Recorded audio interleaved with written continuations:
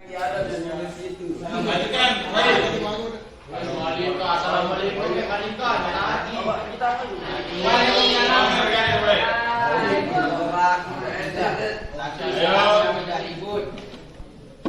Kelas yang bersih. Tiga, kelas yang aman, damai, saling menghargai. Empat, kelas yang tertib. Terima kasih.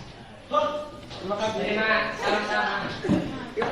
Nah, kalian dari hasil nomor 2 tadi ini sudah bagus, ada sopan dan santun, ya. Kemudian no bullying, jadi tidak saling mengejek, tidak saling membuli, ya, atau mengolok temannya. Kemudian saling menghargai dan menghormati, harus mengembalikan barang yang telah dipinjam. Kemudian seperti berikan apa dulu untuk kelompok kedua, ya, biasa bagus. Kemudian kelompok 3, kalian ini hasilnya kelas yang tidak ribut, ya. Itu yang diinginkan oleh kelompok 3, ya. Kemudian kelas yang bersih, ya, luar biasa. Ini untuk menanamkan kebiasaan atau budaya peduli lingkungan. Kemudian kelas yang aman, damai dan saling menghargai. Ya, ini sudah masuk, ada bullyingnya di sana, nggak boleh, ya. Kemudian sudah dirangkum untuk di poin 3. Yang keempat, kelas yang tertib. Tertib ini maksudnya bagaimana? Kira-kira? Disiplin. Yang bagaimana maksudnya disiplin tertib? Ya, jadi selalu rapi, tidak melanggar peraturan, baik itu terlambat, kemudian datang tepat waktu, dan tidak terlambat pada saat akan mengikuti pelajaran, ya. Itu maksudnya tertib. Jadi baik pada saat di kelas maupun di lapangan. Ya, luar biasa untuk kelompok 3. Berikan tepuk tangan dulu untuk kelompok 3. Sudah bagus. Kelompok 1 sudah tadi, ya. Ini harus dirembukan lagi yang kelompok 1 ini, ya. Karena ini masih cuma 2 yang serius. Hasil diskusinya, ya. Jadi dari hasil yang sudah kalian lakukan ini, mudah-mudahan nanti bisa dilakukan, dilaksanakan sesuai dengan apa yang kalian sepakati, ya. Apa yang disepakati. Jadi nanti akan ada kelanjutannya, ya. Seandainya kalian melanggar atau tidak mengikuti apa yang sudah disepakati ini, nanti akan ada langkah berikutnya, kegiatan restitusi. Kemarin ada 2 orang ya yang diminta, kan, untuk restitusi sipil ini. Misalnya kalian terlambat, nanti ada cara penyelesaian masalahnya, ya. Jadi itu hasil yang bisa kalian rembukan nanti, sehingga kita jadikan dalam bentuk kertas karton, kemudian ditempel sebagai bentuk kayak kelasnya, ya. Ya. Nanti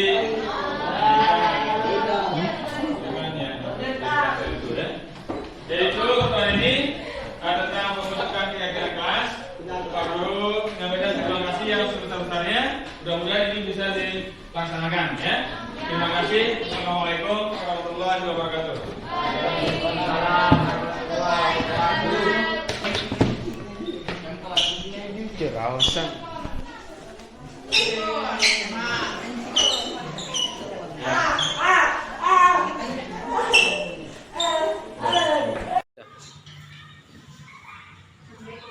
Waalaikumsalam. Dan ayo dulu, ya. Kira-kira Ocha tahu nggak kenapa Pak Guru panggil sekarang ke kelas pada hari ini? Tadi Ocha berangkat ke sekolah jam berapa? Ocha tahu nggak jam berapa kita mulai belajar? Kira-kira kalau Ocha berangkat jam 7.30, kemudian jam masuk di sekolah kita jam 7.30, apakah Ocha sudah datang tepat waktu? Tidak, Pak. Ya, setiap orang pasti pernah berbuat salah dan pernah datang terlambat, termasuk Pak Guru juga. Tapi di sini Pak Guru tidak mencari siapa yang salah. Bapak hanya ingin mencari solusi agar Ocha tidak datang terlambat lagi. Ocha pasti punya alasan kenapa terlambat datang ke sekolah. Hari ini saya terlambat bangun, Pak. Makanya saya terlambat datang ke sekolah. Kalau boleh tahu kenapa Ocha terlambat bangunnya? Saya tidur larut malam, Pak, karena menonton bola sampai tengah malam. Oh, jadi penyebab Ocha terlambat ke sekolah itu karena Ocha telat bangun karena terlambat tidur pada saat malam hari. Kira-kira datang terlambat sudah sesuai tidak dengan keyakinan kelas yang sudah kita sama-sama sepakati? Maaf, Pak, saya telah melanggar keyakinan kelas kita. Ocha masih ingat tentang keyakinan kelas kita? Ya, Pak, datang tepat waktu, menjaga kebersihan dan tidak boleh mengganggu. Kira-kira hal apa yang dapat mencegah agar Ocha tidak datang terlambat lagi besok? Tidur lebih awal, mengulangi nonton TV agar bisa bangun lebih pagi dan minta tolong kepada ibu dan bapak untuk membangunkan saya. Kira-kira kapan Ocha akan mulai melakukan hal-hal yang sudah Ocha sebutkan tadi? Nanti malam, Pak, Ocha akan tidur lebih awal. Ya, terima kasih ya Ocha, karena Ocha sudah mau melakukan perubahan ke arah yang lebih baik. Bapak berdoa mudah-mudahan Ocha bisa selalu taat aturan dan selalu bertanggung jawab. Ya, Pak, terima kasih. Ya sudah, kalau itu kembali ke kelas ya.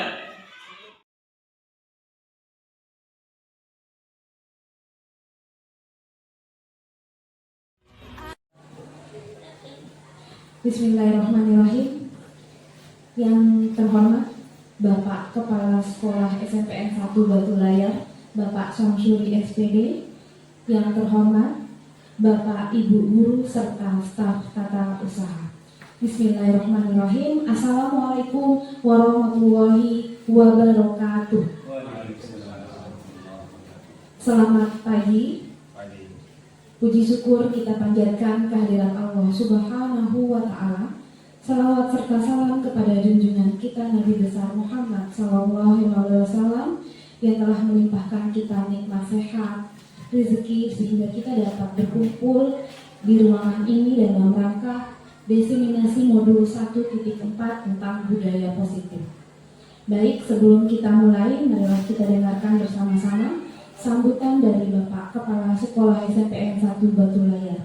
Kepadanya disilakan. Baik, terima kasih. Bismillahirrahmanirrahim. Assalamualaikum warahmatullahi wabarakatuh. Bapak Ibu sekalian yang saya banggakan, terkait dengan sekolah penggerak yang akhir-akhir ini sedang kita ingin tuju di setiap sekolah.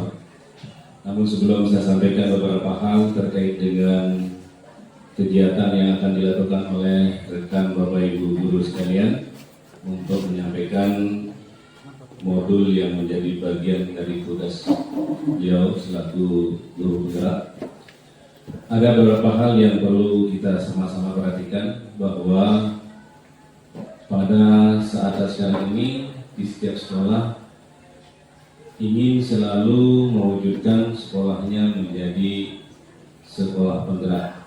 Salah satu wujud dari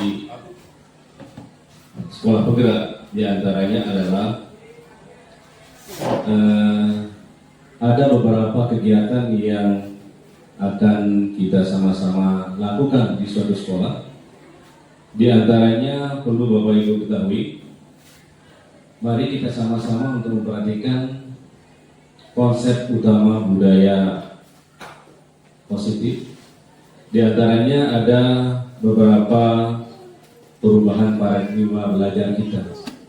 Yang tadinya belajar itu selalu bersumber dari Bapak Ibu guru yang ada di depan ruang kelas.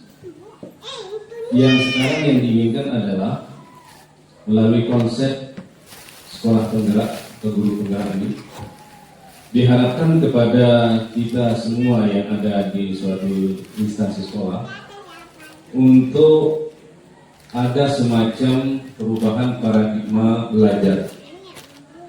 Di antaranya adalah yang perlu ditekankan di sini adalah disiplin positif dan nilai-nilai kebijakan yang universal. Itu harus ada di sekolah kita ini. Ya, apa yang dimaksud dengan disiplin positif?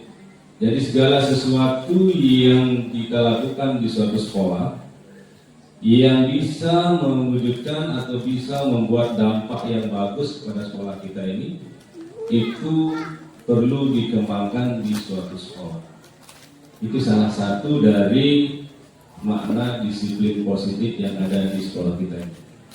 Bapak Ibu sekalian, bahwa yang namanya setiap manusia itu memiliki kebutuhan dasar yang khususnya bagi kita anak-anak sekolah kita di sini adalah kebutuhan untuk semacam memilu kegiatan-kegiatan positif atau kegiatan yang lain yang sifatnya bisa membangun ada perubahan paradigma pada diri siswa kita. Itu yang dikembangkan di sekolah sehingga sekolah kita ini ada semacam tidak monoton dalam bentuk pembelajaran secara otodidak, dalam arti guru saja yang menyampaikan semacam jadi segala sumbernya di suatu kelas itu. Tetapi yang diinginkan adalah dari semua lingkungan sekolah kita ini ada sumber-sumber pembelajaran. Nah, Bapak Ibu sekalian, yang lebih khusus lagi nanti akan disampaikan oleh rekan kita yang sudah mendapatkan pembekalan terkait dengan guru penggerak, khususnya di materi tentang budaya disiplin positif ya. Itu akan disampaikan oleh rekan kita semua. Oleh karena itu mari kita sama-sama tidak alergi dengan adanya perubahan-perubahan yang ada di sekolah kita, khususnya yang terkait dengan masalah guru penggerak. Dan mudah-mudahan saya berharap Bapak Ibu yang masih memiliki peluang untuk bisa menjadi guru penggerak terus mengikuti kegiatan-kegiatan dimaksud supaya setidak-tidaknya ya di sekolah itu ada beberapa guru penggerak sehingga bisa kita jadikan sampel untuk rekan-rekan kita yang belum berdedikasi atau belum punya semacam label jadi guru penggerak itu bisa menjadi guru penggerak. Dengan harapan mudah-mudahan ini ya membuat semacam perubahan yang ke arah lebih positif. Jangan sampai ada kegiatan guru penggerak membuat kita jadi jenuh, jadi bosan, merasa terpaksa dan lain sebagainya. Ya karena mohon maaf, karena di sekolah lain juga karena tidak ada dukungan dari sekolah, maka teman-teman kita yang notabene jadi guru penggerak itu ya agak sedikit jenuh begitu dengan kegiatan-kegiatan rutinitas yang mereka lakukan. Nah, tetapi kalau kita bersinergi saling mendukung, maka insya Allah kegiatan yang terkait dengan baik dengan sekolah penggerak maupun guru penggerak ini bisa lebih lebih bernilai positif bagi suatu sekolah. Jangan sampai nanti habis programnya guru penggerak ya sudah selesai sampai di sana. Bukan itu sebenarnya yang dihadirkan. Nah, begitu ada kegiatan sekolah penggerak, guru penggerak dan sebagainya ini diharapkan di sekolah itu memiliki nuansa yang lebih dinamis lagi untuk pola-pola pendekatan kita terhadap anak didik kita, sehingga pada gilirannya anak-anak yang bersekolah di tempat kita ini bisa lebih dinamis lagi dan rasa ingin tahunya menjadi lebih banyak lagi. Ini sesungguhnya yang diharapkan melalui kegiatan guru penggerak dengan adanya pendekatan-pendekatan yang positif terhadap anak itu, ada nilai tambahnya bagi anak didik kita.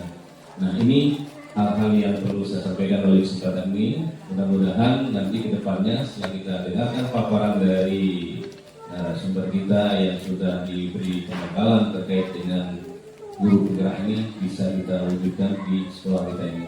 Demikian Bapak Ibu sekalian sebagai pembukaan, mudah-mudahan nanti bisa diikuti secara mendetail di paparan berikutnya. Terima kasih sekali lagi. Billahi taufiq wal hidayah. Assalamualaikum warahmatullahi wabarakatuh.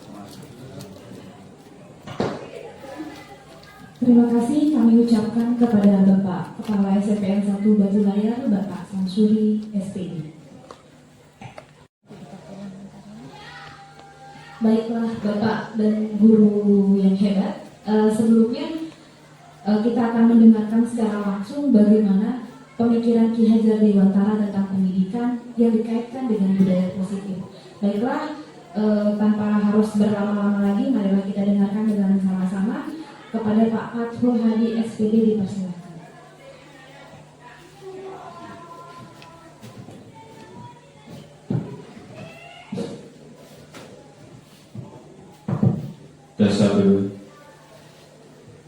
Bismillahirrahmanirrahim. Bismillahirrahmanirrahim. Assalamualaikum warahmatullahi wabarakatuh. Waalaikumsalam warahmatullahi wabarakatuh. Selamat pagi.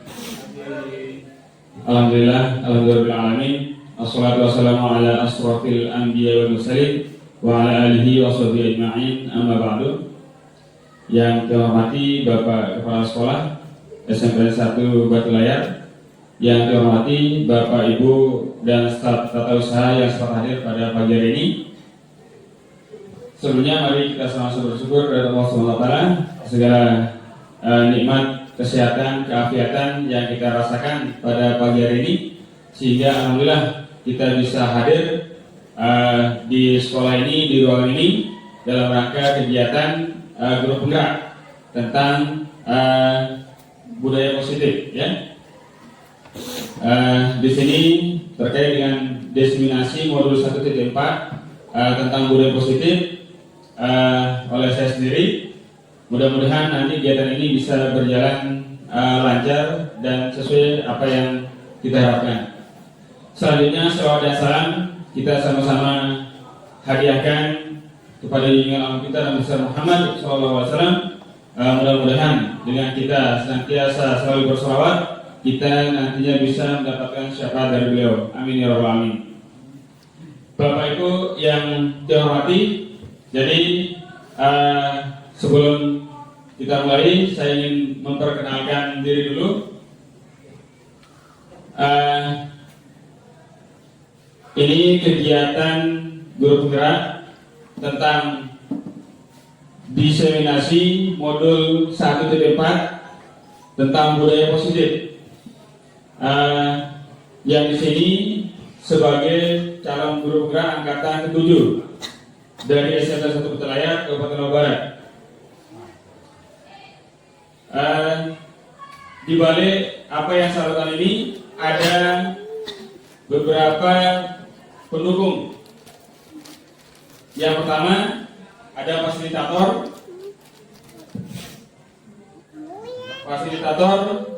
Ini bernama Ibu Halimatus Syadiah MPD. Beliau dari Lombok Tengah sebagai pengawas dan sebagai instruktur profesi. Kemudian yang kedua, pengajar praktek. Beliau ini dari SMAN 1 Grum. Namanya Ibu Hajah Maria Ulfa MPD. Jadi beliau ini langsung sebagai mendaftar guru sebagai pengajar praktek, tidak pernah CGP. Jadi bagi Bapak Ibu yang sudah senior yang mungkin tidak mau ke penggerak, bisa mendaftar di pengajar praktek. Jadi ini lebih ringan, ya. Selanjutnya di saya sendiri CGP angkatan ke-7 Lombok Barat, itu berjumlah 16 orang. Batu Layar saya sendiri, kemudian yang lainnya di 10 kecamatan. Ya, Bapak Ibu, sebelum kita lanjut, kita ini tegang sekali ya. Kita coba explaining dulu ya. Jadi mohon ikuti nanti apa yang saya arahkan. Ya. Yang pertama, mohon Bapak Ibu untuk berdiri sebentar saja. Berdiri. Sudah agak tegang dari tadi ya. Ya. Jadi teknisnya Bapak Ibu, kita akan berhitung 1 sampai 6. Ya. Gerakannya untuk ini dengan kedua tangan. Dari tangan kanan, kalau saya bilang 1, angkat ke atas. 2, bawah. 3, ke atas. 4, ke bawah. 5, ke atas. 6, ke bawah. Ini yang kanan saja, ya. Atas bawah sampai 6, ya. Kemudian yang kiri, untuk yang kiri gerakannya 1, ke atas. 2, tengah. 3, bawah. 4, ke atas. 5, tengah. 6, ke bawah. Bisa dipahami? Ya. Ya, ini pakai dua tangan ya. Jadi gerakannya, dengarkan hitungan. 1. Ulangi ya, teman. Langsung pakai dua tangan ya. Siap. 1. 2. 3. 4. 5. 6. Ulangi. Masih banyak yang belum konsentrasi ya. Ingat, 1, 2, 3, 4, 5, 6. 1, 2, 3, 4, 5, 6. Ya, siap. Dirinya beda. Kenapa? Dirinya beda. Iya, makanya siap, harus konsentrasi. Ya, oke. Kita lihat siapa yang salah. 1, 2, 3, 4,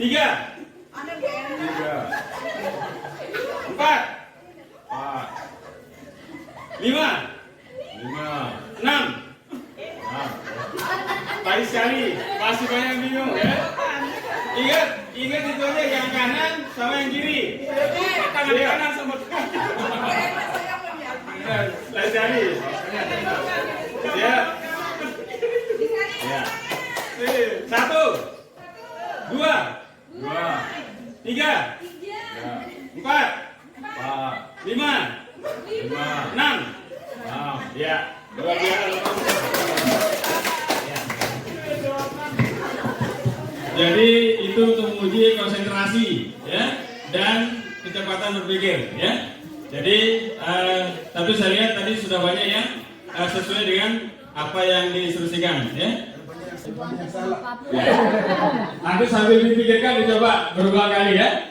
Ya, terima kasih Bapak Ibu. Kemudian selanjutnya dalam suatu pelajaran dari apa yang sudah kami dapatkan, setiap mulai melakukan kegiatan diusahakan untuk melakukan membuat kesepakatan dulu ya, kesepakatan untuk membiasakan kepada baik itu siswa maupun siapapun yang ikut dalam kegiatan tersebut agar fokus ya. Jadi yang ini perlu kita sepakati bersama ya, sepakati bersama-sama. Yang pertama, hadir tepat waktu, ini sudah otomatis. Kemudian berpartisipasi aktif dalam kegiatan. Jadi mohon nanti peran Bapak Ibu kalau ada yang bertanya, ada yang lainnya bisa disampaikan. Kemudian HP kalau ada yang telepon mohon di luar ya. Mungkin ada yang perlu ditambahkan Bapak Ibu selain ini. Apa kira-kira? Tidak masalah pada saat screening ya. Ya. Jadi itu sepakatan kita. Selanjutnya ya kita mulai dari tujuan pendidikan. Tujuan pendidikan yaitu menuntut segala kodrat yang ada pada anak agar mereka mendapatkan keselamatan dan kebahagiaan yang setinggi-tingginya, baik sebagai manusia maupun sebagai anggota masyarakat. Ini tujuan pendidikan secara umum. Ya. Ini ya, lanjut.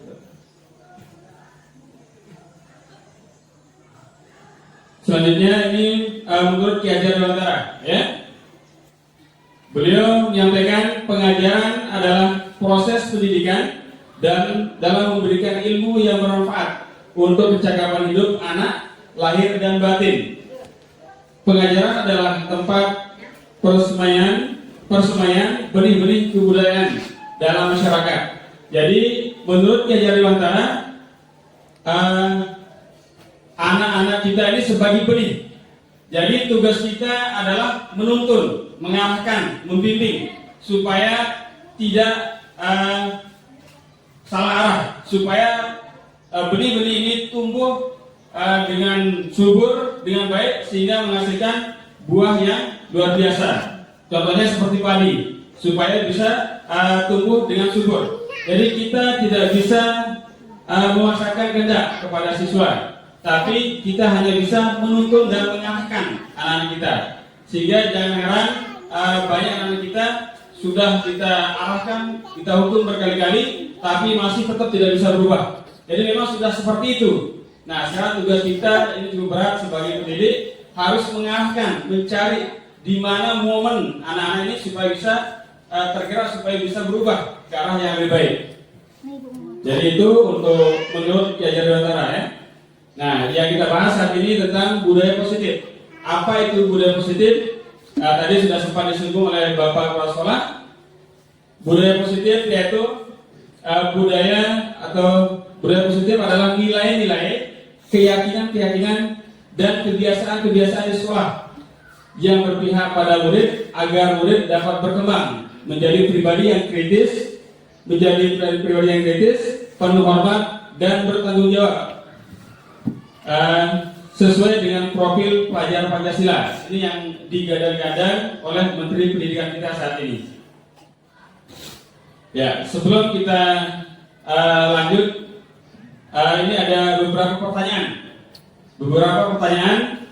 Mohon Bapak Ibu jawab dalam hati dulu, ya. Jawab dalam hati. Nanti kita jawabannya akan terjawab sendiri pada saat menyampaikan materi. Ya. Yang pertama, hukuman dapat mendisiplinkan anak. Jadi saat ini kita seringkali menghukum siswa-siswi kita. Apakah benar hukuman itu dapat mendisiplinkan anak-anak kita? Ya, silakan Bapak Ibu jawab, tapi disimpan jawabannya. Ya. Selanjutnya, pemberian hukuman dengan hal positif seperti membaca atau membersihkan halaman sekolah dapat meningkatkan disiplin anak. Jadi kemarin Bapak Ibu ada yang suruh anak-anak membersihkan kamar mandi, ada yang disuruh lari keliling lapangan, kemudian ada yang disuruh push up dan lain sebagainya. Apakah tindakan-tindakan tersebut dapat mendisiplinkan anak? Ya, jadi jawabannya nanti sambil di slide berikutnya. Kemudian yang ketiga, memberi penghargaan dapat meningkatkan motivasi belajar anak. Apakah ini benar atau tidak? Ini yang sering kali kita lakukan, ya. Misalnya kita bawa permen, begitu siapa yang bisa jawab kita kasih permen. Kemudian Pak Zulhan, saya dengar kemarin siapa yang bisa menjawab dikasih uang 50.000. Aduh, rugi Pak Zulhan. Berapa kali 5.000 katanya, ya? Ya. Nah, apakah tindakan-tindakan seperti itu dapat memberikan motivasi kepada anak atau tidak? Ya, nanti kita lihat. Simpen dulu Pak Zulhan, ya. Jadi selanjutnya, ya, konsep utama budaya positif. Tadi sudah sempat disinggung oleh Bapak Kepala Sekolah. Jadi ada 7 yang akan kita bahas. Insya Allah tidak akan lama, ya. Jadi yang pertama, perubahan paradigma belajar. Yang kedua, disiplin positif dan nilai-nilai kebajikan universal. Kemudian yang ketiga, kebutuhan dasar manusia. Yang keempat, teori motivasi, hukuman dan penghargaan. Dan yang terakhir, restitusi. Ini nanti kita akan banyak bahas tentang pertanyaan-pertanyaan tadi. Kemudian yang berikutnya, restitusi. Di sini ada posisi kontrol guru. Yang keenam, keyakinan kelas. Dan yang ketujuh, segitiga restitusi, cara penanganan siswa. Ya. Yang pertama, perubahan paradigma belajar. Ini yang akan kita bahas pertama. Perubahan paradigma belajar itu seperti apa? Ya, yang pertama ini, dalam membangun budaya positif, sekolah dapat menyediakan lingkungan yang positif, aman dan nyaman, agar peserta didik mampu berpikir, bertindak dan mencipta dengan merdeka, mandiri dan bertanggung jawab. Ini kita berusaha menciptakan posisi ini di sekolah kita. Kemudian yang kedua, disiplin sangat berkaitan dengan kontrol guru terhadap peserta didik. Peran kita sebagai pendidik di sekolah tersebut. Ya, ini sekarang kita akan coba berinteraksi. Mohon dibagikan.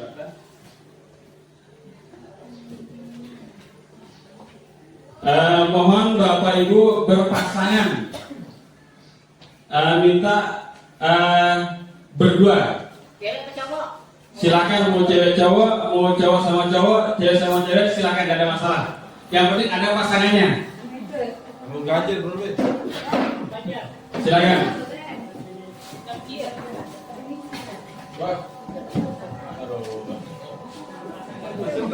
Ya, bisa belakang sama depan ya.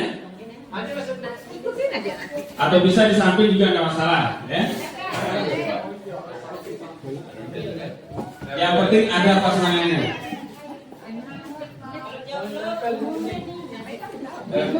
Sudah ada pasangannya Bapak Ibu? Sudah ya.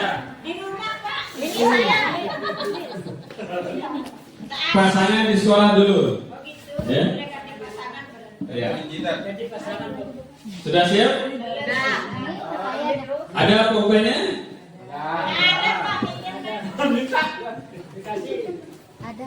Sudah ada ya? Kenapa nggak dibagiin sama pulpen? Ya, nanti silakan diambil di koperasi ya. Sudah dibayar semua. Ya. Bapak Ibu menuliskan hal yang paling berharga dalam kehidupan Bapak Ibu.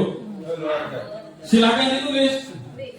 Mau suami, mau istri, mau anak, mau harta, kekayaan, silakan. Silakan itu. Apalagi selingkuhan, silakan.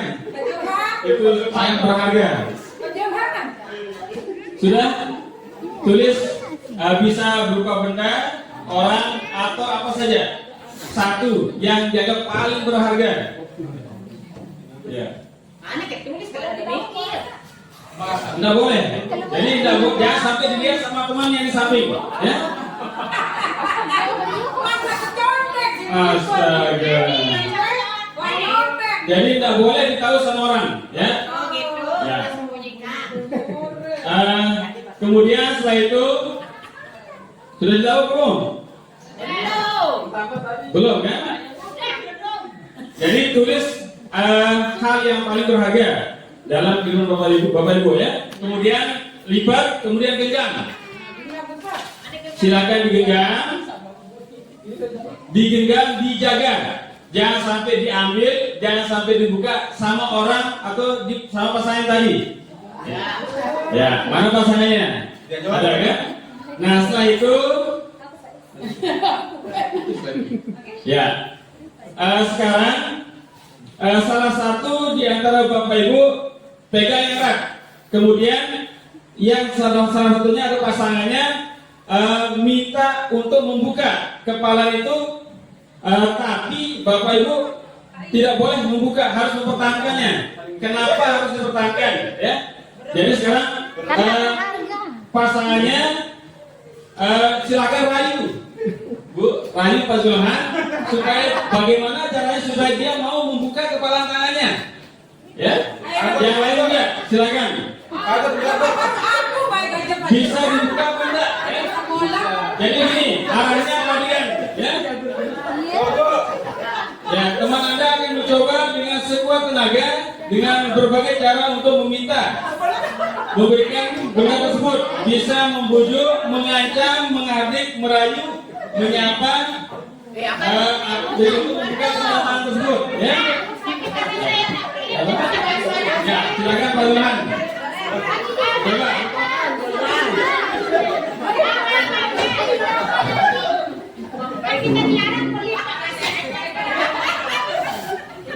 Ya, kita lihat ini yang menahan Pak Zulhan.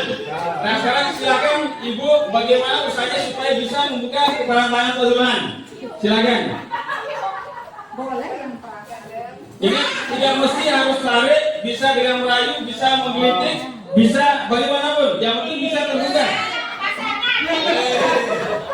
Ayo, salah bang. Bisa. Ya. Coba sama Bu Erna. Ya, bisa Amanda? Ya, silakan. Apakah bisa terbuka atau tidak? Ya, silakan. Bagaimana caranya? Mau digini silakan.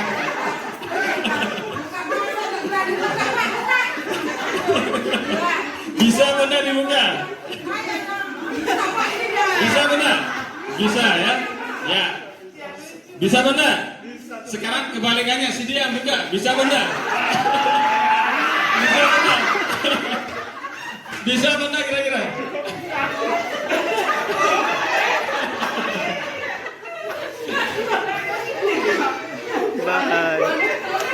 Iya. Ternyata Pak Zulan tidak bisa membuka ya. Ya, sebentar. Diam dulu, diam, Pak Zulan. Tadi sudah pertama sudah berusaha membuka punyanya Pak Zulhan ya. Tangannya bukan punyanya. Kenapa Pak Zulhan tetap mempertahankan hal tersebut coba? Ya. Kenapa sudah tidak mau membuka kepala tangan? Ya, tadinya mau mempertahankan agar tidak bisa terbuka tangannya, tapi karena ada belayan mesra, akhirnya saya nyerah juga untuk menyerahkan apa yang ada di genggaman saya. Ya, tepuk tangan buat Pak Zulan. Coba Bu Erna, tadi bisa apa dibuka? Tidak bisa dibuka. Kenapa? Kenapa sih dia mempertahankan apa yang di genggaman tersebut? Apa isinya? Ini karena isinya sangat kuat, makanya tidak bisa terlepas dari genggaman saya. Kenapa sih dia mempertahankan hal tersebut? Sangat berharga di genggaman saya ini. Apa kira-kira yang berharga itu? Buka. Bisa dibuka Pak? Ya silakan kasih tahu. Kalau buka. Istriku luar biasa, Pak Zulan. Dia tetap mempertahankan istrinya meskipun banyak di luar ya. Kemudian Bu Erna kenapa? Suamiku. Yes, apa isinya? Keluarga luar biasa, sama-sama mempertahankan keluarga dan istri ya, luar biasa. Tepuk tangan buat Bapak Ibu semua yang telah menulis tadi. Ya, dari apa yang terjadi sudah ada interaksi tadi. Ya. Siapakah yang sesungguhnya memegang kontrol, yang menutup kepalan tangan, yang berusaha dengan segala cara untuk membuka kepalan tangan rekannya? Siapa kira-kira? Apakah yang mengepalkan tangan atau yang membujuk? Siapa yang memegang kontrol kira-kira? Yang membujuk. Siapa? Apakah yang mengepalkan tangan atau yang berusaha membuka? Yang Kontrol, iya. Kemudian ada yang milih yang membujuk. Iya, yang membuka. Ini ada yang membujuk, ada yang milih kepalan tangan. Mana yang benar? Mari kita lihat. Ya, jawabannya tentu kita sendiri yang memegang kontrol atas kepala tangan kita. Apakah kita membuka atau menutup kepala tangan kita ya? Itu tergantung pada diri kita masing-masing sesuai dengan kebutuhan dasar kita saat ini ya. Jadi tergantung kita. Kalau itu kita anggap sangat berharga, berarti kita akan mempertahankannya, memperjuangkannya dengan segala cara untuk tidak membuka, ya. Meskipun dikritik, kemudian diancam, kemudian mau dihantam, apalagi mau dicium, ya. Kita akan berusaha kalau itu berharga, tapi curiga kalau sama Zulhan, ya. Ya. Ya, jadi itu ya, kita sendiri yang pegang kontrol, ya. Oke, selanjutnya. Satu sudah selesai, berikutnya disiplin positif dan nilai-nilai kebajikan universal. Apakah mana disiplin? Jadi disiplin berasal dari bahasa Latin, yaitu disiplina yang artinya belajar. Jadi disiplin itu adalah belajar. Itu artinya dalam bahasa Latin. Disiplin adalah kemampuan pemerintah memerintah diri sendiri dengan mengontrol dan menguasai diri untuk memilih tindakan yang mengacu pada nilai-nilai yang kita hargai dengan penuh tanggung jawab tanpa terperintah oleh orang lain. Jadi tergantung dari kita sendiri. Kemudian namun dalam budaya kita, mana kata disiplin telah berubah menjadi sesuatu yang dilakukan seseorang pada orang lain untuk mendapatkan kepatuhan. Kecenderungan umum adalah menghubungkan kata disiplin dengan ketidaknyamanan, bukan dengan apa yang kita hargai atau pencapaian suatu tujuan yang mulia. Jadi disiplin ini sering dikaitkan dengan aturan, ya, aturan dengan menghukum dan lainnya yang sudah yang kita bahas nanti, ya. Selanjutnya, nilai kebajikan universal. Ya, kita langsung saja di sini. Nilai kebajikan adalah sifat positif manusia yang merupakan tujuan mulia yang ingin dicapai setiap individu. Nilai tersebut bersifat universal dan lintas bahasa, suku, bahasa, agama, latar belakang. Ya. Jadi setiap perilaku atau perbuatan memiliki suatu tujuan. Ini menurut Dr. William Glasser, ya, pada teori kontrol tahun 1984. Dengan mengaitkan nilai-nilai kebajikan yang diyakini seseorang, maka motivasi intrinsiknya akan tergabung sehingga menggerakkan motivasi dari dalam untuk dapat mencapai tujuan yang mulia yang diinginkan. Ya. Apa saja nilai kebajikan itu? Ini ada 6. Pertama, beriman dan bertakwa kepada Tuhan Yang Maha Esa. Yang kedua, mandiri, bernalar kritis, berkebinekaan global, bergotong royong, dan kreatif. Ya, jadi ini sesuai dengan profil pelajar Pancasila. Ini pasti Bapak Ibu pernah lihat gambar seperti ini? Pernah lihat? Pernah lihat belum? Kayaknya pernah, ya? Kayaknya pernah. Pernah lihat aslinya. 2 tahun yang lalu kita kena sama corona. Jadi ini bukan corona, ya. Jadi ini gambaran, ya. Gambaran tujuan dari nilai kebajikan yang ingin dicapai oleh pendidikan kita, ya. Yang pertama itu beriman dan bertakwa, berkebinekaan global, bergotong royong, kreatif, bernalar kritis, dan mandiri. Ya, sesuai yang digadang-gadang oleh Menteri Pendidikan kita. Ya, ini sudah masuk ke materi ketiga, kebutuhan dasar manusia. Ini yang sangat erat kaitannya dengan bagaimana sikap dan tindakan siswa-siswi kita saat ini. Ya. Ya. Ada 5 kebutuhan dasar kita sebagai manusia menurut Dr. William Glasser, yaitu pertama bertahan hidup atau survival, kemudian merasa diterima, kemudian kebebasan, kesenangan, dan penguasaan. Apa saja itu bagian-bagian dari 5 kebutuhan dasar tersebut? Ya, jadi untuk kebutuhan dasar bertahan hidup ini seperti misalnya makan, kemudian rumah, kesehatan, dan yang lainnya. Ini yang sifatnya mempertahankan diri. Kemudian selanjutnya yang kedua, kasih sayang. Jadi ingin diterima oleh orang lain, ya. Yang sifatnya kebutuhan psikologis. Kemudian yang ketiga, kesenangan, yaitu kebutuhan untuk merasa senang, ingin bahagia, ya. Mencari kesenangan, bermain, dan tertawa. Kemudian berikutnya kebebasan, kebutuhan akan pilihan. Jadi di sini kita berusaha melakukan apa yang kita ingin lakukan, bisa kita pilih. Kemudian yang kelima, penguasaan. Jadi ingin mendapatkan kekuasaan baik itu di kelas maupun di luar, ya. Jadi 5 kebutuhan ini nanti akan sangat berpengaruh kepada bagaimana sikap dan tindakan siswa-siswi kita di kelas. Apakah Bapak Ibu sering temukan anak-anak yang misalnya sering saling lempar? Ya. Sering apa enggak? Yang kedua, mencoret-coret buku temannya. Sering apa enggak? Ya. Kemudian ada yang sering membuli temannya, mengolok-olok. Sering.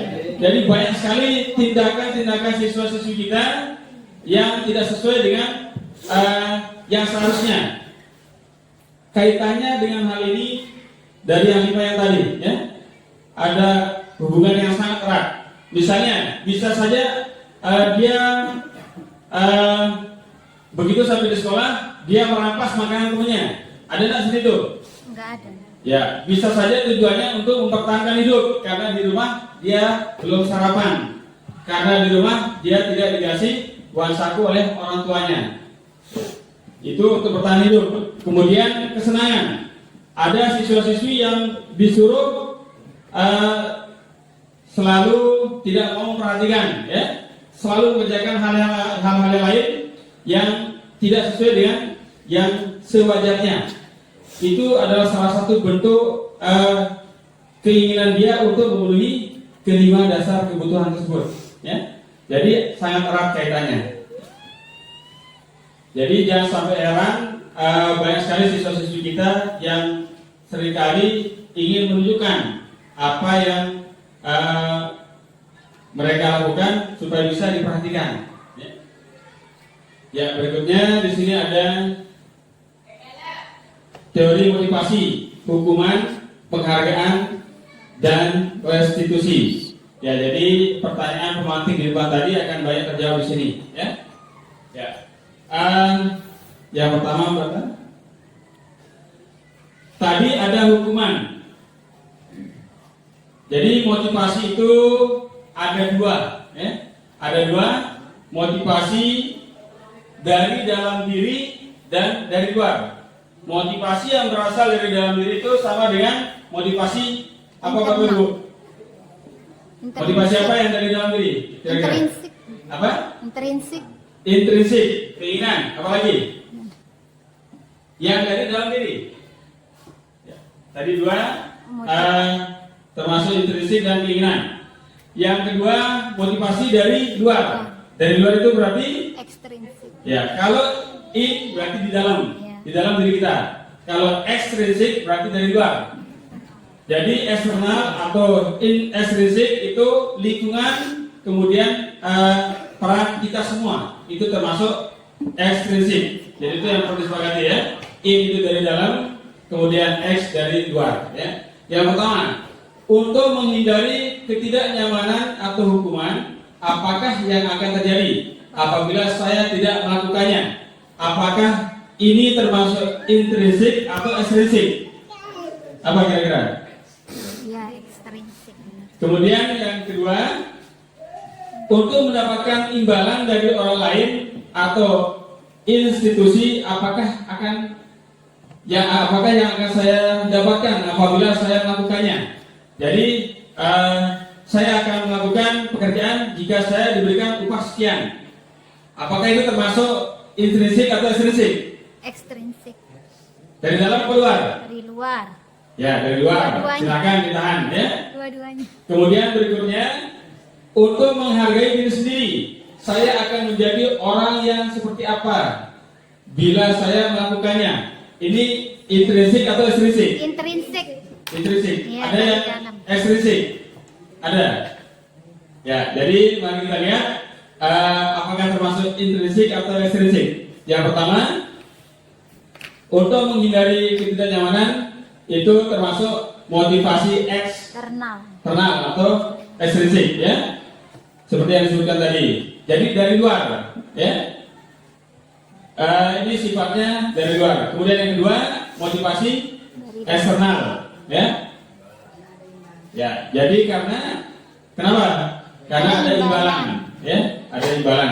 Kemudian yang terakhir, motivasi internal, yaitu tujuan disiplin positif. Jadi inilah yang dicari, motivasi internal atau intrinsik yang ada dari dalam diri kita. Itu tujuan dari disiplin positif. Ya, berikutnya didukung oleh penghargaan.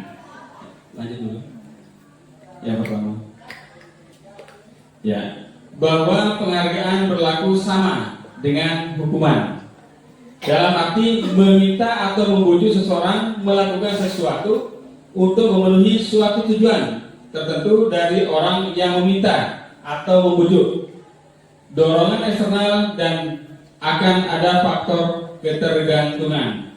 Jadi ini seperti yang dilakukan tadi, ya. Misalnya ada imbalan, itu termasuk eksternal. Jadi nanti akan ketagihan jika terus-menerus memberikan hal tersebut.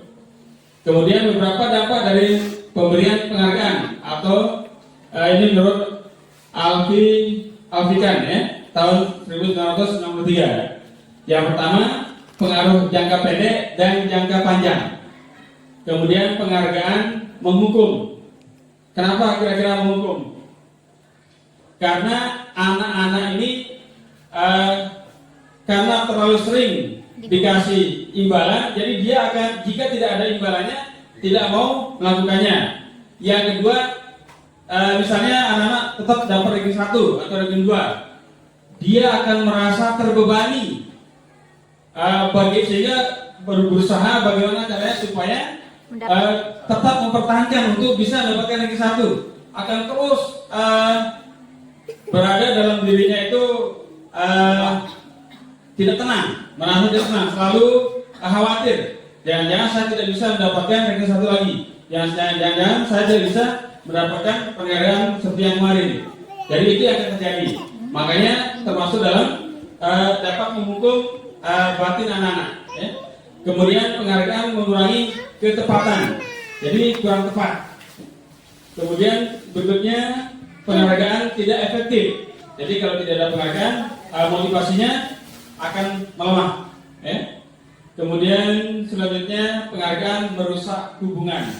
Jadi misalnya kita sudah menjanjikan uang seperti ini, nah jika kita tidak berikan, maka itu akan terjadi hubungannya tidak akan baik. Merasa selalu dia ingat, berjanji dengan Bu Guru kasih saya uang, tapi ternyata rawas doang, kayak gitu ya. Itu yang akan terjadi. Ya. Ya, ini apa yang harus kita lakukan, yaitu dengan memberikan apresiasi atau pengakuan kepada anak tersebut. Sebenarnya untuk yang sifatnya internal, untuk mencapai tujuan dari budaya positif itu dengan memberikan pengakuan atau apresiasi sehingga dapat menyentuh perasaan anak-anak. Contohnya, di sini kemarin saya perhatikan rasa empatimu besar sekali pada saat menolong murid baru di kelas. Atau saya menghargai kepedulianmu pada saat kamu membantu teman-temanmu di tugas kelompok. Kemudian berikutnya, terima kasih untuk rasa tanggung jawabmu pada saat kamu memungut kertas-kertas yang berserakan di lantai. Jadi secara tidak langsung anak-anak akan merasa terdorong motivasinya, sehingga membuat anak merasa sadar dengan menyampaikan hal-hal yang positif, dengan menyampaikan hal-hal yang baik yang dapat menyentuh hati anak-anak. Jadi itu yang diharapkan, ya. Meskipun memang kita sebagai seorang pendidik seringkali lebih mengutamakan apa Bapak Ibu? Begitu anak-anak terlambat, kira-kira apa yang dilakukan? Hukuman. Apalagi? Hadiah. Misalnya ada yang, apalagi setiap hari Senin kan? Ya, itu secara teorinya itu sangat bertentangan sebenarnya, ya. Jadi kita sama-sama belajar, paling tidak dari hal-hal yang kecil dulu, ya. Meskipun nanti tidak bisa sekaligus, kita sama-sama belajar, ya. Dengan kita mengetahui teori-teori ini. Selanjutnya, ya. Di sini Bapak Ibu kita akan coba menjawab beberapa pertanyaan. Di sini ada 2, 4, 6. Ada 7. Ada 7 pertanyaan. Bapak Ibu silakan tulis di kertas apakah termasuk hukuman atau konsekuensi. Apakah termasuk hukuman atau konsekuensi? Yang pertama, mencatat 100 kali di dalam buku kalimat saya tidak akan terlambat lagi karena terlambat ke sekolah ya. Apakah ini termasuk konsekuensi atau hukuman? Mohon Bapak Ibu tulis. Nomor 1 ya. Ya. Nomor 2, lari mengelilingi lapangan basket 2 kali karena terlambat hadir di sekolah. Apakah termasuk hukuman atau konsekuensi? Ya, tinggal konsekuensi atau hukuman sesuai nomornya. Kemudian nomor 3, murid diminta untuk push up 15 kali karena tidak menggunakan masker ke sekolah. Apakah termasuk hukuman atau konsekuensi? Yang keempat, menggantikan kertas tugas teman yang telah dicoret-coret. Konsekuensi atau hukuman? Yang berikutnya, membersihkan tumpahan air di meja tulis karena tersenggol pada saat belajar. Konsekuensi atau hukuman? Berikutnya, murid disuruh untuk tidak mengenakan sepatu seharian di kelas karena tidak mengenakan sepatu hitam. Konsekuensi atau hukuman? Dan yang terakhir, lari mengelilingi lapangan basket 2 kali karena terlambat 10 menit untuk mata pelajaran PJOK. Sudah? Konsekuensi atau hukuman? Ya. Sudah Bapak Ibu? Ya. Setelah dijawab, mohon disimpan dulu jawabannya. Sekarang kita lihat poin yang lari mengelilingi lapangan basket. Ya, sudah. Ya, dicontohkan. Benar apa tidak jawaban Bapak Ibu? Benar semua? Ada yang benar semua? Di mana tempat salahnya? Nomor Kira-kira? 1. Yang nomor 1, benar Anda? Benar semua? Ya. Yang pertama itu hukuman, yang kedua hukuman, ketiga hukuman, keempat konsekuensi, kelima konsekuensi, berikutnya hukuman dan terakhir konsekuensi. Ada yang benar semua? Ya, luar biasa. Tepuk tangan dulu untuk guru kita. Ternyata sudah sangat memahami ya apa itu konsekuensi dan hukuman ya. Sekarang kita cek yang poin kedua, lari mengelilingi lapangan basket 2 kali karena terlambat hadir di sekolah, termasuk hukuman. Berikutnya, lari mengelilingi lapangan basket 2 kali karena terlambat 10 menit untuk pelajaran PJOK. Di mana bedanya? Kira-kira? Pelajaran olahraga. Ya. Nah, sedangkan kalau yang di atas sama-sama Hadir di sekolah. terlambat hadir di sekolah. Itu kaitannya dengan apa? Hukuman di Hukuman, sekolah. ya. Jadi Tati. Kesepakatan dari kenapa dia? Mentah. Ya, kira-kira kenapa dia beda? Melanggar aturan. Coba.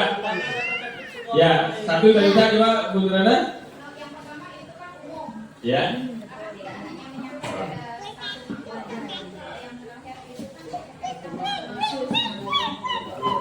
Yang satu umum, yang kedua berkaitan dengan mata pelajaran. Ya.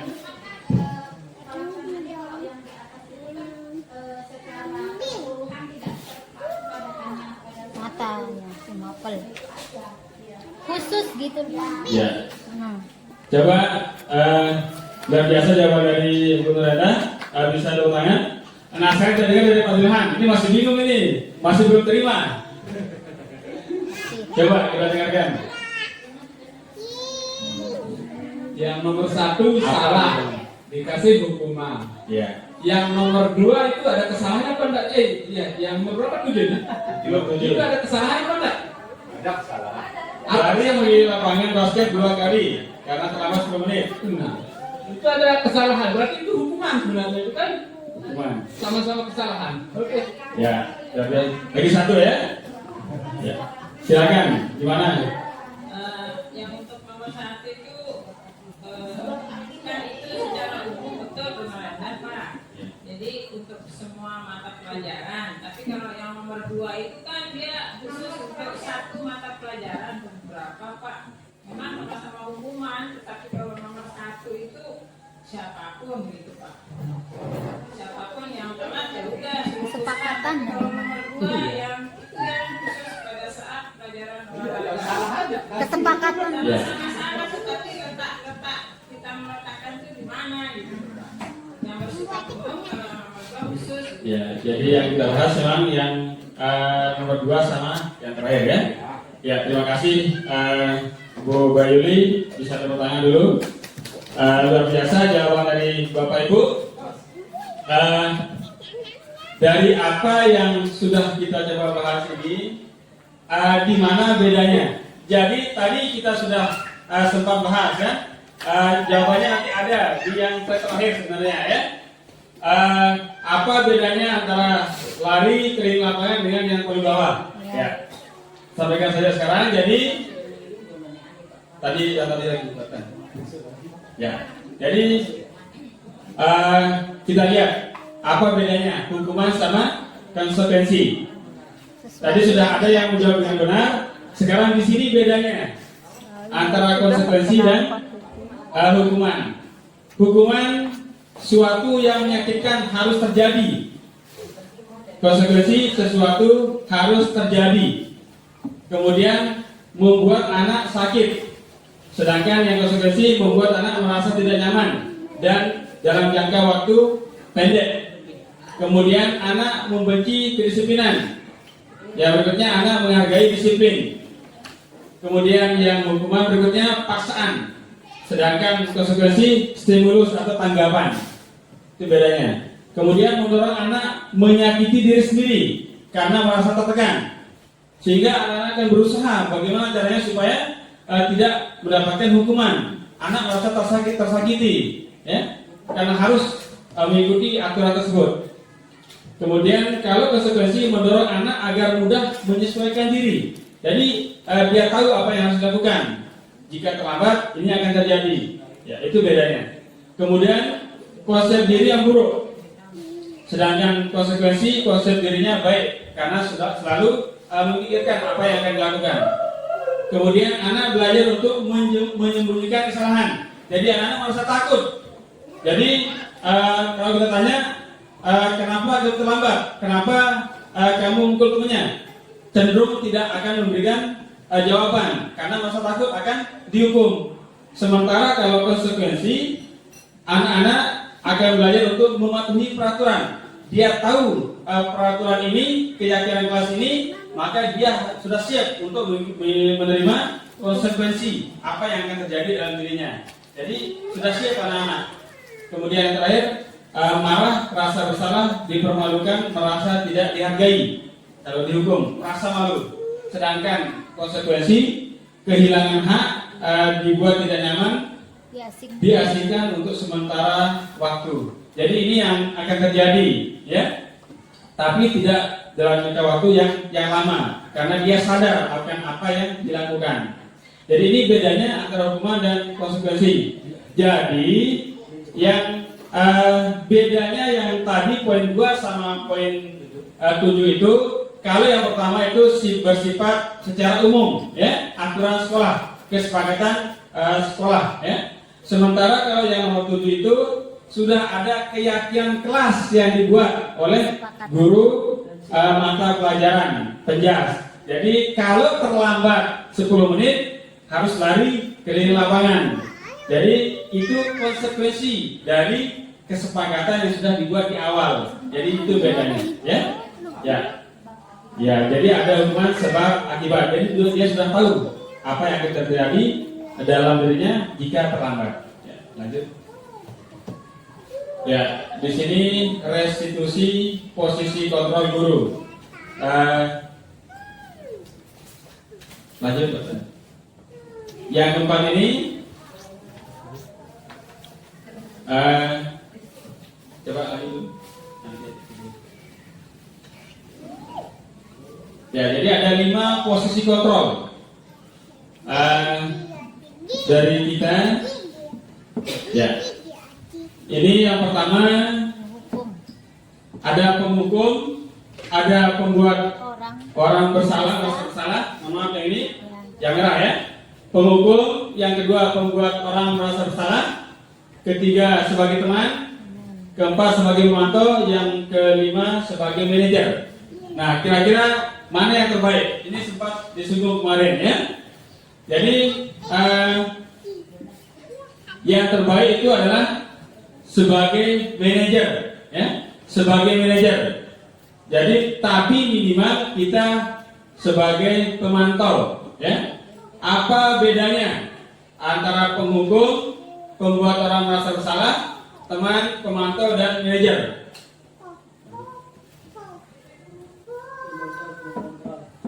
Ya, jadi yang pilihan tadi, ya, sebentar aja.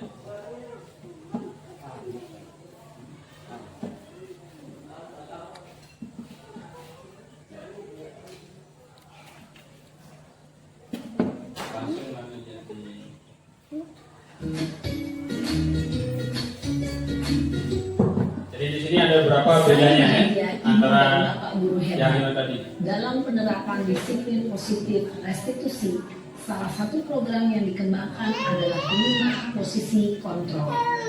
5 posisi kontrol dalam restitusi adalah proses perjalanan seorang pendidik agar dapat mengenali dirinya. Pada video kali ini, kita akan membahas tentang 5 posisi kontrol yang dikembangkan oleh Diane Gossen dan contoh penerapannya.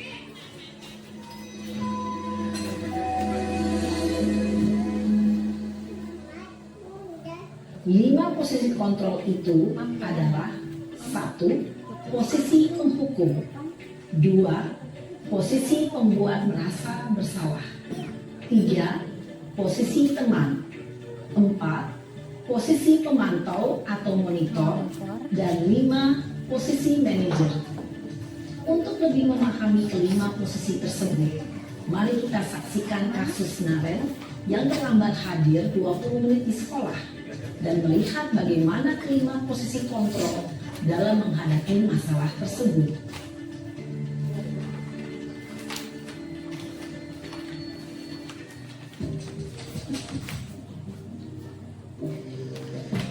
Ini yang pertama sebagai penghukum ya, Bapak Ibu.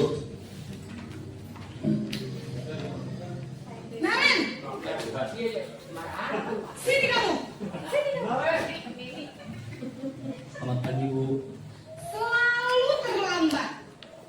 Kamu deh, pasti terlambat. Maaf, Bu. Apa? Apa coba? Alasan kamu apa lagi? Kapan sih kamu tidak terlambat?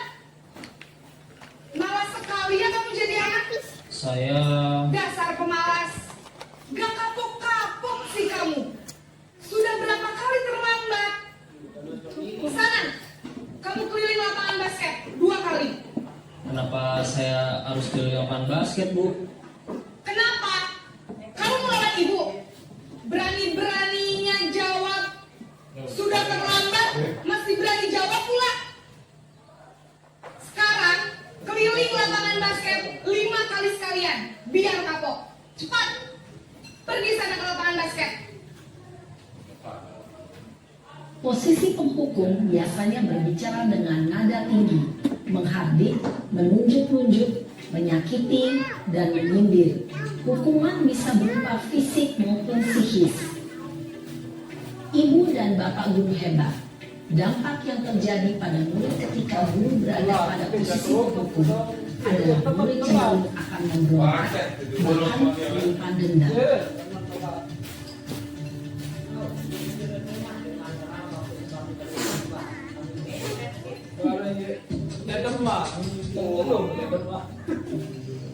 Dia saja terlambat.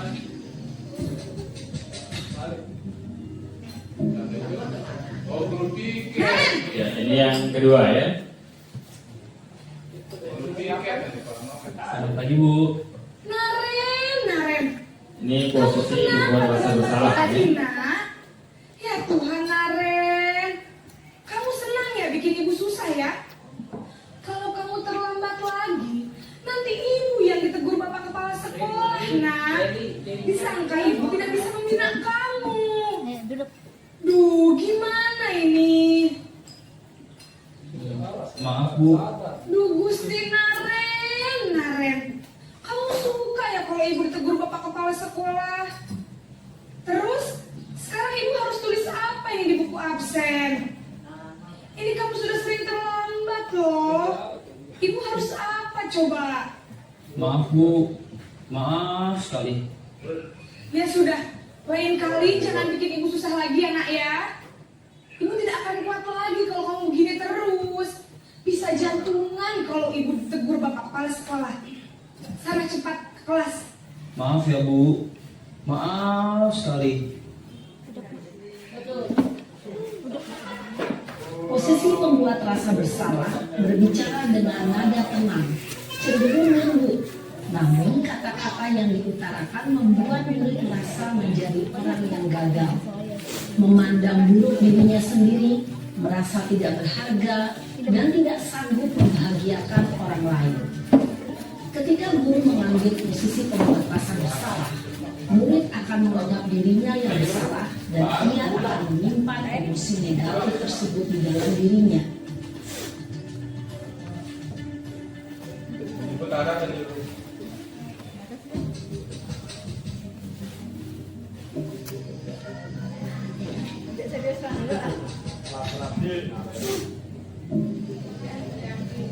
Naren!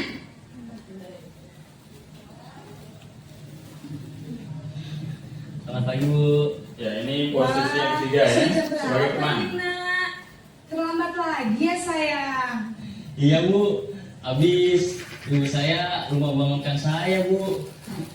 Kamu malah menyalahkan ibu kamu. Kamu bukannya anak yang larinya paling kencang. Kok terlambat sih? Iya Bu, saya memang terlambat bangun tadi. Jadi biarpun saya lari kencang, tetap gak kekejar Bu. Ya sudah sana. Nanti lain kali larinya lebih kencang lagi ya. Biar gak terlambat lagi. Bikin seneng ibu. Demi ibu. Bisa kan?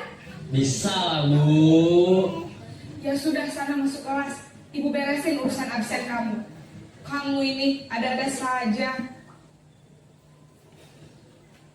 Dalam posisi teman, guru berbicara dengan nada suara ramah, akrab, cenderung bersenda gurau untuk menjaga suasana tetap santai.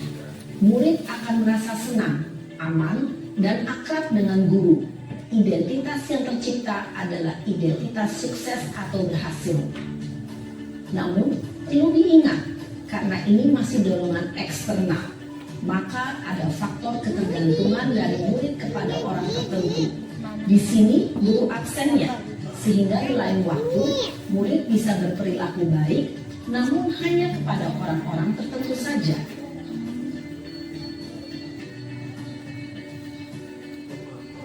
Monitor.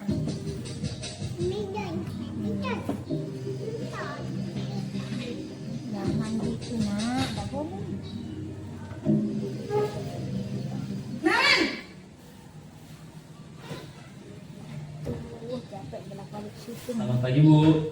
Naren, apa peraturan sekolah kita tentang jam berapa kita harus masuk sekolah, nak? Kita harus di sekolah jam 7 Bu. Iya betul, sekarang sudah jam 7.20.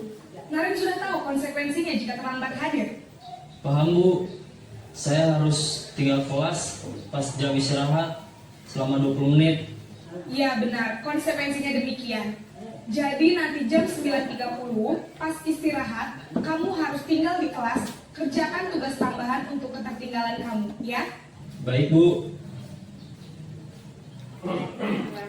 Posisi pemantau mengandalkan penghitungan atau data untuk mengontrol murid. Guru mengarahkan murid berdasarkan peraturan dan konsekuensi. Seorang pemantau menunjukkan bahasa tubuh dan ekspresi wajah yang datar dan cenderung formal.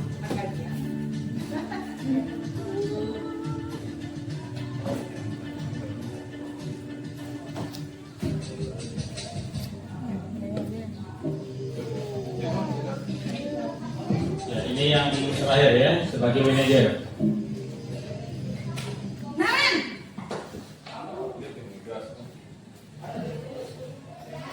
Selamat pagi Bu. selamat pagi Naren. Maaf Bu, saya terlambat.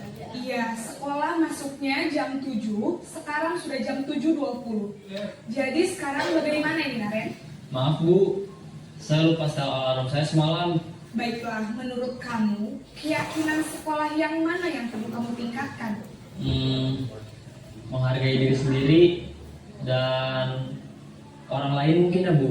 Setuju. Jadi, apakah Naren meyakini prinsip saling menghormati tersebut? Iya Bu, saya meyakininya. Apakah Naren bersedia memperbaiki masalah keterlambatan ini? Bersedia Bu. Bagaimana kamu akan perbaiki masalah keterlambatan ini? Saya akan coba untuk tidak lupa menyetel alarm saya Bu. Baik, kalau Naren lupa menyetel alarm di rumah, ada orang yang kira-kira bisa bantu mengingatkan tidak?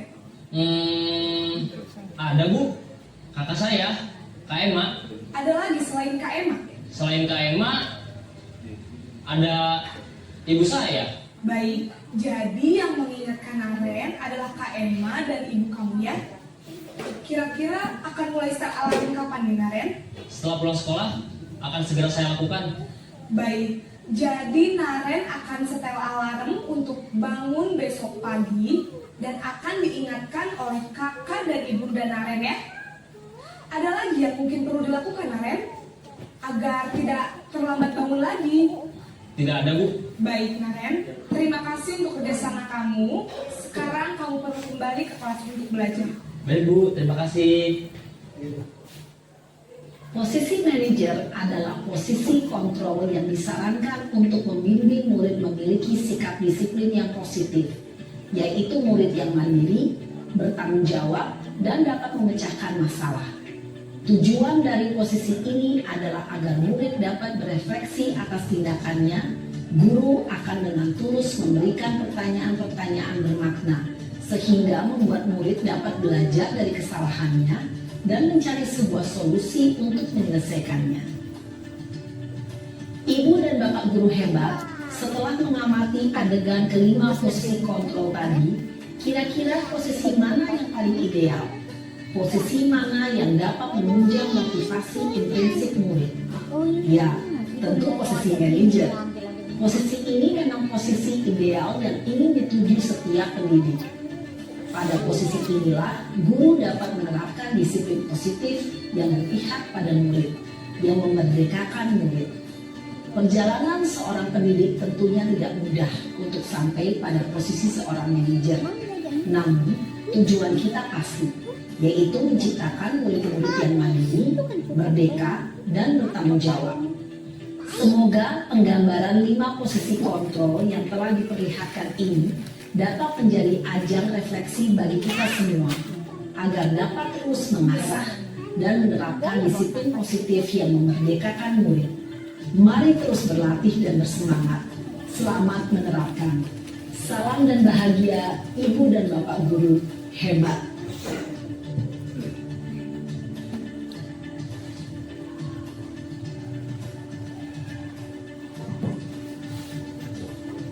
Ya, demikian Bapak Ibu gambaran 5 posisi kontrol ya. Jadi yang diharapkan adalah posisi sebagai manajer ya. Itu yang diharapkan secara ideal ya. Ya, berikutnya yang kelima tentang keyakinan kelas. Ini ada beberapa yang akan kita lakukan. Ini sudah dicoba kemarin di kelas 9 ya. Apa itu keyakinan kelas? Keyakinan kelas adalah nilai-nilai kebajikan atau prinsip-prinsip universal yang disepakati bersama secara universal atau menyeluruh, lepas dari perbedaan agama, suku, negara, dan bahasa. Kemudian menurut Gosen tahun 1994,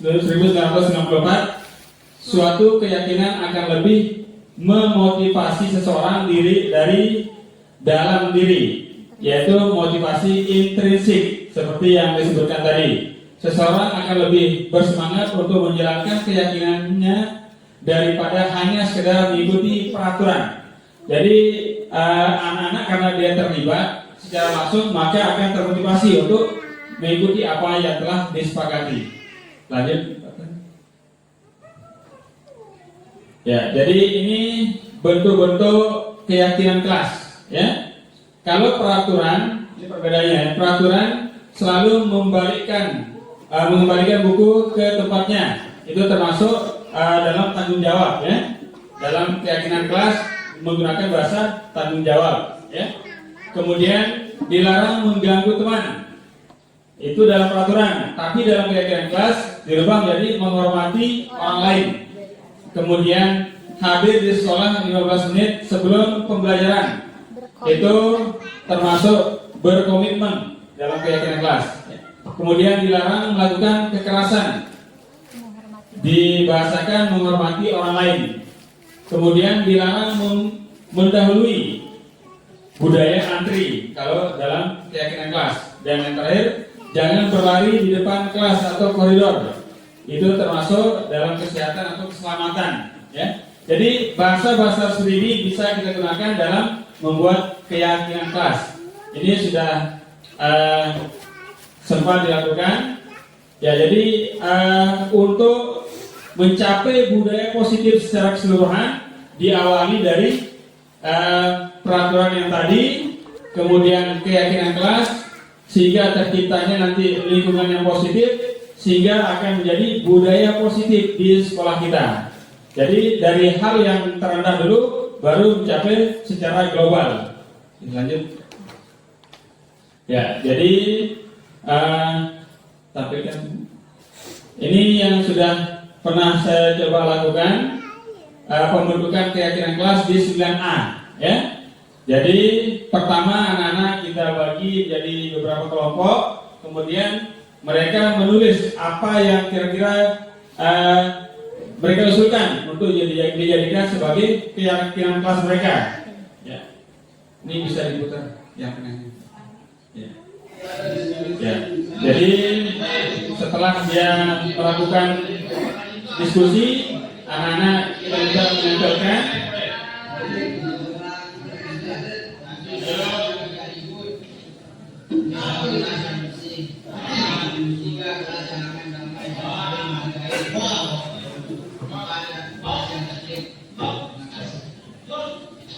Ya, jadi ini gambaran cara-cara pembuatan keyakinan kelas.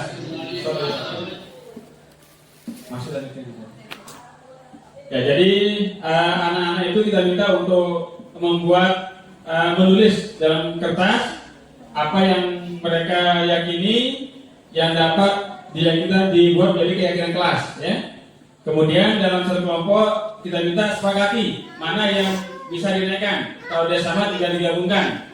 Setelah itu dari ketiga kelompok tersebut kita simpulkan nanti, kita rangkum menjadi satu sehingga terbentuk keyakinan kelas yang bisa ditempel di kelasnya masing-masing. Ya, jadi ini salah satu keyakinan kelas yang sudah dibentuk di kelas 9A. Ya, jadi sudah masuk di sana tadi ada disiplinnya, ada tanggung jawab, ada menghargai dan hal-hal positif yang dapat diterapkan untuk bisa menjadi motivasi intrinsik atau internal dalam diri anak. Lanjut. Ya, yang terakhir di sini ada segitiga restitusi. Apa itu segitiga restitusi? Restitusi adalah proses penciptaan kondisi bagi murid untuk memperbaiki kesalahan mereka sehingga mereka bisa kembali pada kelompok mereka dengan karakter yang lebih kuat. Melalui restitusi, guru dapat membantu murid menjadi lebih memiliki tujuan disiplin positif, jujur pada diri sendiri serta memulihkan dirinya setelah berbuat salah. Jadi setelah membuat kesalahan, anak-anak dapat mengetahui apa yang akan terjadi. Lanjut. Ya, jadi ini segitiga restitusi ada 3 sisi. Ya. Yang pertama yang di bawah. Tahapan pertama yaitu menstabilkan identitas. Di sini bahasa yang bisa kita gunakan kepada anak-anak pada saat melakukan komunikasi, yaitu setiap orang pasti pernah melakukan kesalahan. Yang kedua, kamu bukan satu-satunya yang pernah melakukan ini. Ini untuk menstabilkan identitas dulu, ya. Kemudian di sisi kedua ada validasi kebutuhan. Ini bahasa yang kita bisa gunakan. Kamu tentunya punya alasan mengapa melakukan ini, kenapa terlambat, kenapa tidak mengerjakan R dan lainnya. Kemudian yang kedua, adakah cara lain, cara yang lebih efektif untuk menyatakan yang kamu butuhkan. Jadi ini bahasa yang bisa kita gunakan di sisi validasi kebutuhan. Kemudian yang di sisi ketiga ada menanyakan keyakinan. Di sini bisa kita menggunakan bahasa nilai-nilai apa yang telah kita sepakati dari kesepakatan kelas yang telah dibuat tersebut. Ya. Yang kedua bisa kamu ingin menjadi orang seperti apa. Jadi kita menanyakan sesuatu kepada siswa yang bisa membuat mereka untuk berubah ke depan. Jadi 3 posisi ini yang bisa kita lakukan untuk menyelesaikan masalah-masalah siswa, baik itu yang terlambat, kemudian yang tidak mengerjakan tugas, ataupun yang ada masalah baik secara umum maupun di mata pelajaran kita masing-masing. Lanjut saja. Ya, sebenarnya ada videonya bagaimana menangani masalah nanti ya. Berikutnya penerapan segitiga restitusi. Ini yang saya lakukan.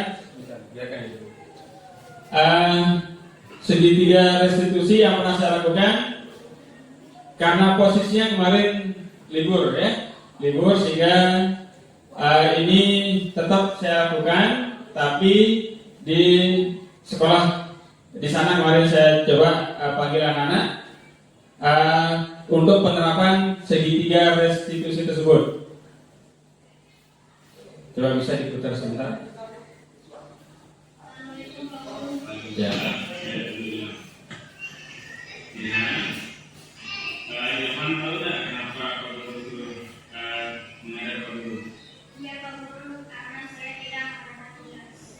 Betul sekali. Jadi berbuat salah itu manusiawi, tidak ada manusia yang sempurna. Yang lain pun pasti pernah berbuat salah, termasuk Pak Guru. Tapi kita harus menyelesaikan masalah ini bersama-sama. Pak Guru tidak mencari siapa yang salah. Bapak hanya ingin mencari. Ini posisi menstabilkan identitas ya, seperti yang tadi.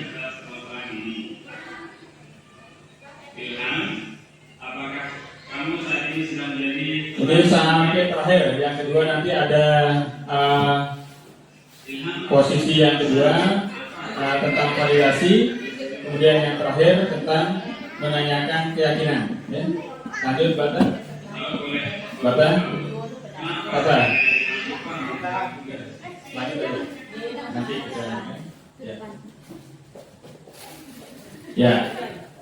Jadi untuk yang terakhir refleksi dari apa yang sudah kita lakukan tadi. Kira-kira yang pertama, hal baru apa yang mengubah paradigma kita setelah mengikuti kegiatan ini? Yang kedua, perasaan apa yang muncul selama mengikuti kegiatan yang kita lakukan ini ya? Khususnya mengenai makna disiplin dan motivasi intrinsik tentang menghukum yang sudah kita saksikan tadi. Kemudian yang ketiga, peran Among seperti apa yang saya telah lakukan selama mengikuti kegiatan ini. Artinya dalam penerapannya ya. Kemudian yang keempat, kita akan menjadi seperti apa di sekolah untuk kegiatan penerapan dari apa yang sudah kita dapatkan tadi. Ya. Jadi itu yang bisa saya sampaikan. Kurang lebihnya saya mohon maaf. Gantung Pak Guru penggerak. Terima kasih. Salam guru penggerak. Lanjutkan lagi. Ya, salam guru penggerak, tergerak, bergerak, dan menggerakkan. Ini moto dari guru penggerak. Jadi kita dulu yang bergerak, kemudian baru kita berusaha menggerakkan yang ada di sekitar kita dan secara umum untuk seluruh elemen atau masyarakat yang ada di sekolah, ya. Sehingga di sini ada kata tergerak, bergerak, dan menggerakkan. Terima kasih. Assalamualaikum warahmatullahi wabarakatuh.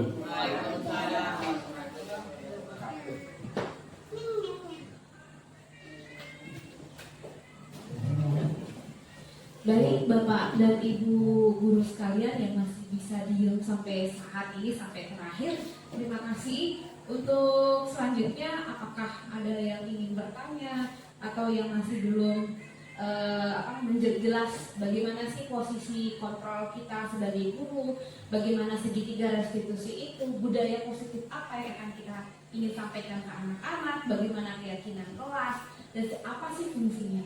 Silakan bagi Bapak Ibu guru yang ingin bertanya, kami berikan kesempatan.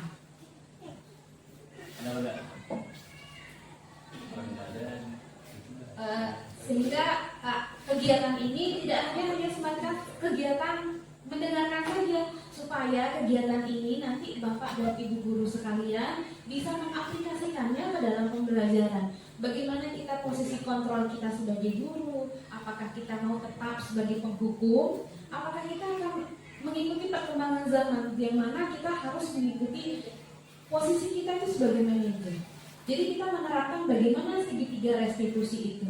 Jadi tidak melulu kita menyalahkan anak. Jadi kita mau mereka sadar sendiri akan kesalahannya, sehingga bukan kita yang menentukan dia harus seperti apa. Nanti anak itu sendiri, oh ternyata saya salah Bu, saya akan seperti ini ke depannya. Jadi dia sendiri yang akan menentukan bagaimana dia ke depannya, saya salah dan segala macamnya, tanpa harus kita mengatakan kamu salah. Jadi begitu ya Bapak dan Ibu ya. Sudah Pak? Nggak ada penjelasan lagi? Nggak ada? Oh silakan Bu Sulis. Berarti menurut kesimpulan saya kalau hukuman itu lebih cenderung ke fisik, kalau konsekuensi itu ke rohaninya, gitu ya? Iya. Cukup itu saja sih. Ada lagi Pak? Itu jawab Pak. Ya.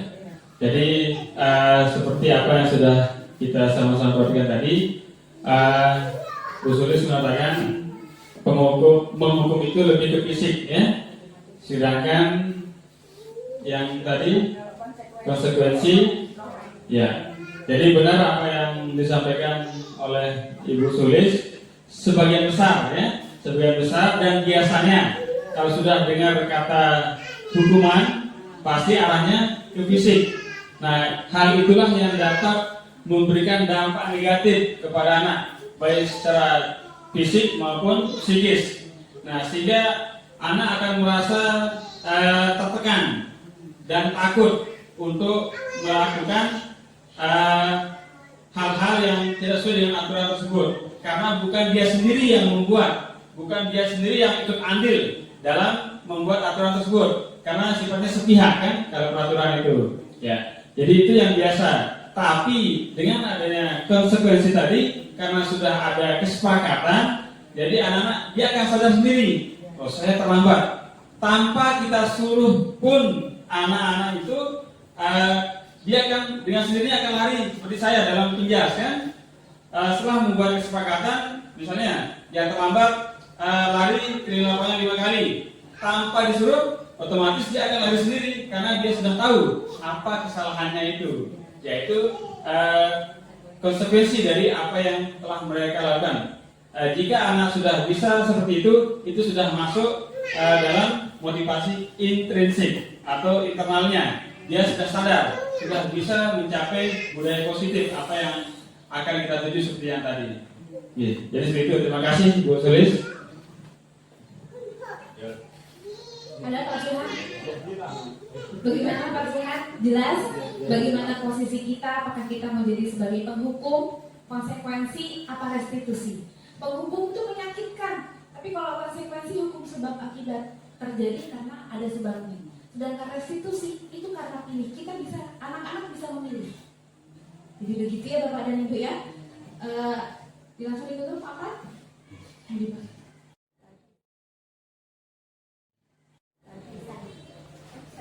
Baik Bapak dan Ibu guru yang hebat, tadi sudah kita dengarkan bagaimana posisi kontrol, apakah kita sebagai penghukum, konsekuensi, atau restitusi, ya Bapak dan Ibu sendiri yang bisa menentukan pilihannya. Tetapi kalau kita mau mengikuti perkembangan zaman, profil pelajar Pancasila menginginkan kita sebagai posisi manajer.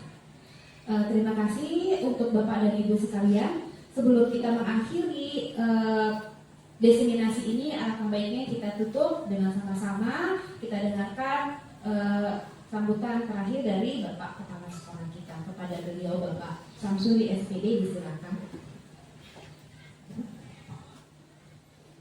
Baik Bapak Ibu sekalian, tadi sudah kita semua dengarkan sekaligus kita bisa melihat apa yang dikatakan oleh rekan kita.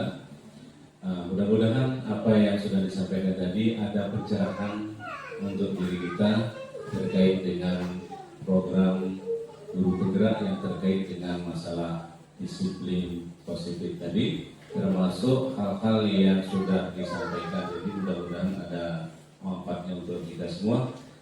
Jadi ada semacam wawasan kita menjadi bertambah dengan adanya pemaparan yang tadi. Mudah-mudahan kepada kita semua ada nilainya bagi untuk pengembangan karakter pendidik kita, karakter anak-anak kita yang memiliki background yang berbeda-beda, dari latar belakang keluarga yang berbeda-beda, untuk kita bisa semacam untuk bisa kita manage menjadi sekolah yang bagus, anak-anak yang bagus di tempat kita ini. Barangkali ini yang perlu kita sama-sama dengarkan, yang tadi itu kita jadikan sebagai pedoman untuk kita bisa melaksanakan kegiatan KBM di sekolah kita. Demikian, terima kasih. Wabillahi taufiq wal hidayah. Assalamualaikum warahmatullahi wabarakatuh.